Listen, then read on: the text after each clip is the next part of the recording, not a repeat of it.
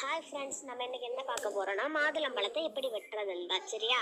இது ரொம்ப ஈஸி தான். ஃபர்ஸ்ட் மேலே இருக்கிறத வெட்டிட்டு, அப்புறம் அதுக்கு நடுவில் இருக்கிறதையும் வெட்டிட்டு, அதை நம்ம இந்த ஃப்ளவருக்கு பெட்டல்ஸ்க்கு ஷேப்பில் அந்த சைடில் அந்த ட்ரையாங்கிள் மாதிரியே ஃபுல்லையும் வெட்டிட்டு, இதை நம்ம பார்த்தாச்சுன்னா அடுத்து பிரித்து பார்க்கணும். பிரிச்சாச்சுன்னா நடுவில் ஒயிட் கலரில் இருக்கும். அதையும் எடுத்தாச்சுன்னா ஒரு ஃப்ளவர் ஷேப்பில் இருக்கும். அவ்வளோ அந்த ஈஸியாக மாதுளம்பழம் உரிச்சாச்சு. இதே உள்ளே இருக்கிறத எடுத்து சாப்பிட்டு பார்த்தா அவ்வளோ சூப்பராக இருக்கும். இந்த மாதுளம்பழத்தில் நீங்கள் ஒரு மாதுளம்பழம் சாப்பிட்டாச்சுன்னா உங்களுக்கு பிளட்டு நிறையவே வரும். நிறைய மாதுளம்பழம் சாப்பிடுங்க. எல்லாருமே நல்லா ஹெல்த்தியாக இருங்க. ரொம்ப ஈஸியான ட்ரிக்கு.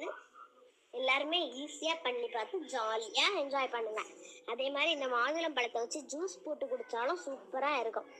எல்லாருமே ஜூஸ் போடுங்க. ஜூஸ் போட முடியாதவங்க சும்மா வாங்கி வெட்டி சாப்பிடுங்க.